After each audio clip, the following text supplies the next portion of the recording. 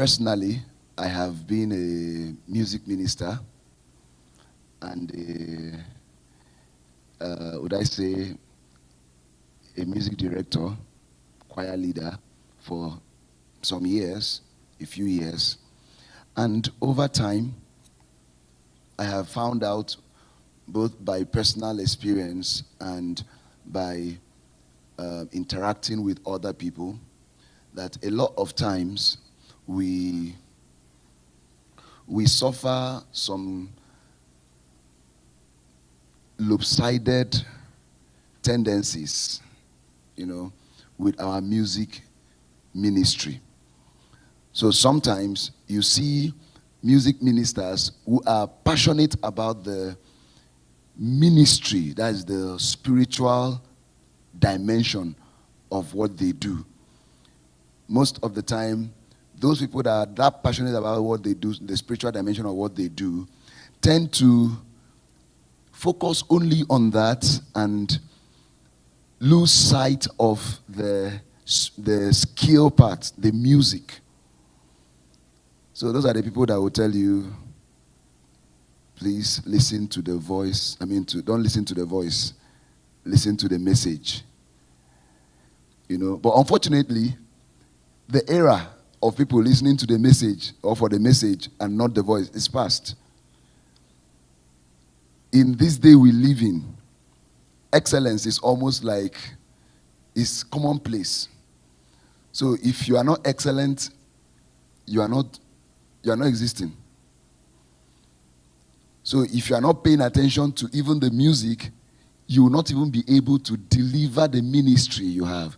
And so that's one set of people that we've noticed over time. Then we've also seen the other set of people who pay attention to the music. They throw themselves into the music work, they develop themselves, sharpen their skills and all that, but trivialize the ministry part. So the idea of this is to help every one of us as much as possible to stand well on both legs. Because the music minister stands on two legs. One leg is ministry, which is the spiritual dimension, and then the other leg is music, skill.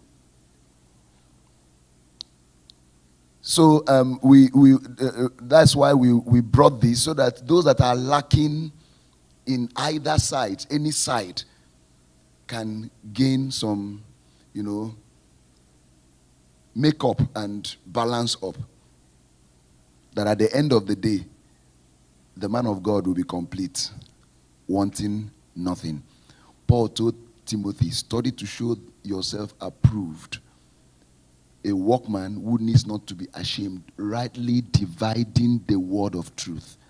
So a music minister is supposed to be able to rightly divide the art, as in music ministry, whether it is music or ministry. You are supposed to be able to deliver well.